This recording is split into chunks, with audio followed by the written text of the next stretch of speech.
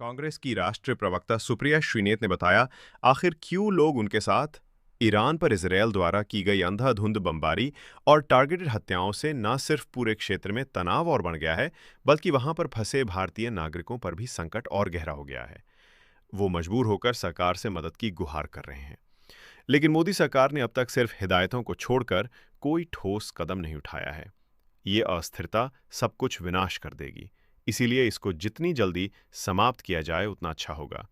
इस तनाव को खत्म करने के लिए भारत को एक सकारात्मक भूमिका निभानी चाहिए। लेकिन क्या भारत खुलकर शांति बहाल करने के लिए बोलेगा, या हम एक बार फिर अपनी नैतिक जिम्मेदारी से मुंह मोड़ लेंगे, जैसा कि हम हाल के दिनों में करते आए हैं? जैसा कि भारत ने 12 जून 2025 को संयुक्त राष्ट्र में गाजा युद्ध विराम पर मतदान से अलग रहने का निर्णय लेकर किया, जो बिल्कुल गलत और कायराना था। खास तौर से तब जब वहां पर छोटे मासूम बच्चों की हत्या हो रही है।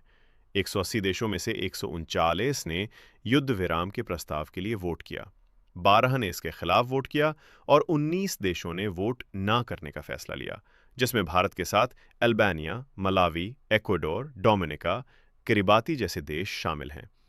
वैसे भारत दक्षिण एशिया में ब्रिक्स में और एससीओ में वोट न करने वाला अकेला देश है। इससे ज्यादा सरकार का नैतिक पतन और क्या होगा? सोचिए, हमारे जिस देश ने डटकर गुलामी के खिलाफ लड़ाई लड़ी और आजादी हासिल की थी, आज उस देश की सरकार गलत देखकर चूं नहीं कर पा रही है। ये हमारी विदेश नीति पर भी बड़ा प्रहार है, क्योंकि इतिहास साक्षी है कि भारत हमेशा से फिलिस्तीन के साथ मजबूती से खड़ा हुआ है।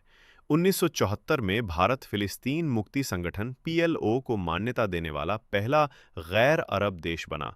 1983 में नई दिल्ली में आयोजित 7वें गुटनिरपेक्ष आंदोलन नाम शिखर वार्ता में यासिर अराफात को आमंत्रित किया गया। 1988 में औपचारिक रूप से फिलिस्तीनी राज्य को मान्यता दी। हमने हर बार विश्व में कहीं भी हो रहे अन्याय के खिलाफ पुरजोर तरीके से आवाज उठाई है, और इसीलिए भारत ने आज़ादी के बाद अपनी एक पहचान बनाई थी। वो पहचान दुनिया भर में न्याय की धुरी है। पर आज कायर हुक्मरान उस नीति, उस इतिहास को मटियामेट कर रहे हैं। अब भारत इजराइल के आगे न